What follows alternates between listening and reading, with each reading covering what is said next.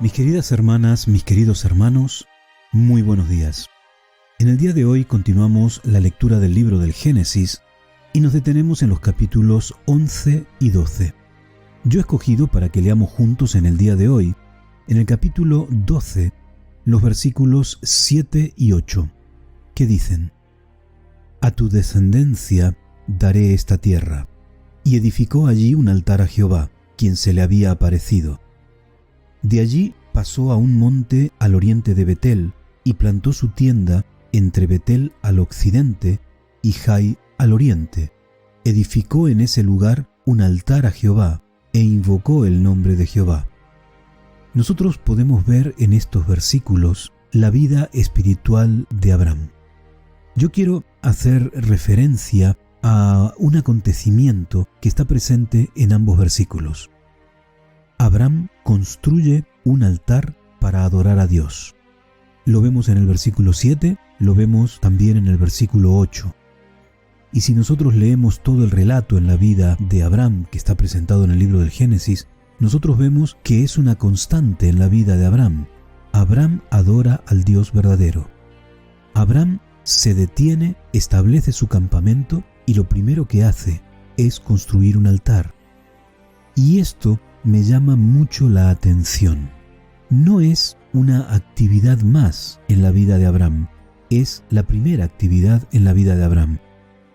Cuando nosotros avanzamos en la historia de Israel y nosotros nos encontramos con el pueblo liberado de Egipto que comienza su andadura como nación, cada vez que ese pueblo se movía el santuario que estaba consagrado a Dios. Y cada vez que ese pueblo se detenía, el campamento comenzaba a establecerse a partir del santuario. Una vez que el santuario estaba establecido, entonces todas las tribus montaban su campamento, en un orden, y el orden era siempre el mismo, el santuario. Y esto Dios ya se lo había presentado de alguna manera a Abraham. Cada vez que Abraham establecía su campamento, el lugar donde iba a vivir durante algún tiempo, lo primero que Abraham hacía era construir el lugar donde él le iba a presentar culto al Dios verdadero, al Dios en el que él creía, al Dios que se había revelado a él. Cuando nosotros vemos esta costumbre en el patriarca, costumbre que él va a dejar también a su hijo y que irá guardándose de generación en generación, vemos también una enseñanza que Dios tiene para nosotros. Y nosotros debiéramos preguntarnos, nosotros que decimos ser parte del pueblo de Dios y que decimos que Abraham es nuestro ancestro espiritual, ¿nosotros seguimos esa costumbre espiritual de nuestro Padre? ¿Nosotros hemos establecido en nuestra casa nuestro altar personal para comunicarnos con Dios? La gente que nos conoce puede ver que nosotros somos en primer lugar hijos de Dios.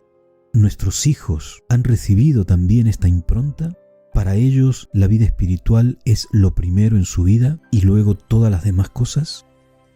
El Señor, a través de esta historia, quiere enseñarnos que nuestra vida espiritual, nuestra relación con Él, tiene que ser lo primero en nuestra vida, tiene que tener el lugar central en nuestra vida. Y que cada paso que demos tiene que ser dado con la compañía de Dios. Así que meditemos profundamente en estas verdades. Que tengas un muy buen día. Que el Señor te bendiga.